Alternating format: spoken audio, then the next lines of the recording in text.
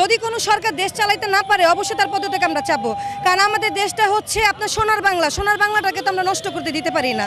আমাদের কাছে মনে হচ্ছে যে আমি জানি না আমার এই কথাটা কতটুকু গ্রহণযোগ্য হবে বা কতটুকু বিতর্কিত হবে, কিন্তু আমার মনে হচ্ছে যে আমরা এক পর্যায়ে ভুলই করে ফেলেছি।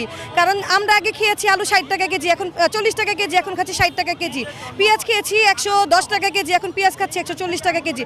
এটা আসলে আমাদের মিডল ক্লাস ফ্যামিলির জন্য খুবই দুঃখজনক। তবে আবার আমাদের মনে করি যে আমরা ভুল করেছি এই জিনিসটা যেন আমাদের মাথাতে না আসে বা মুখেও না আসে। আমার মনে হচ্ছে আমরা এখন বর্তমানে সবাই নাটকের মঞ্চে আছি।